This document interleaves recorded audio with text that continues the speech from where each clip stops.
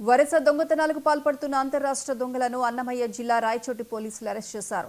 వారి వద్ద నుండి సుమారు 30 లక్షల నగదు, 310 గ్రాముల బంగారు, 150 గ్రాముల వెండి ఆభరణాలతో పాటు ఒక బైక్ ను స్వాధీనం చేసుకున్నారు. నిందితులు కడపకు చెందిన షేక్ నౌమాజ్, హైదరాబాద్ కు చెందిన సోహెల్ గా గుర్తించినట్లు డీఎస్పీ కృష్ణమోహన్ వివరించారు.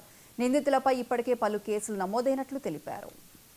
4/10/2025 తేదీ సాయంత్రం మళ్ళీ ఈరోజు 5/10/2025 తేదీ ఉదయం ఒక ఇద్దరు దొంగల్ని మనం అరెస్ట్ చేయడం జరిగింది. రాయచోటి అర్బన్ పోలీసు వాళ్ళు షేక్ నౌమాన్ అలియాస్ మస్తాన్, వయసు 24 సంవత్సరాలు, తండ్రి మొహిద్దీన్.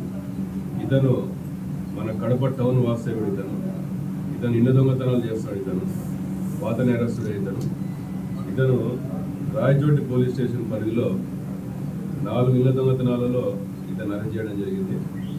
ఇతను ఏప్రిల్ నుండి ఈ దొంగతనాలు చేయడం జరిగింది.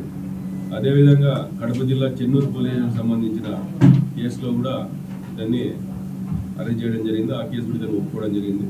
ఇతని దగ్గర నుండి మొత్తం ఈ 3 తాలిబొట్టు చైన్లు అంతా కూడా 95 గ్రాముల విలువ బరువు ఉంటుంది. దాని విలువ సుమారు 9,50,000 రూపాయలు. ఇతను కూడా ఈరోజు మనం అరెస్ట్ చేయడం జరిగింది. దీంట్లో కూడా తరో ఇంటరాగేషన్ చేసి ఇతను కూడా ఈరోజు రిమాండ్ చేయడం జరుగుతుంది.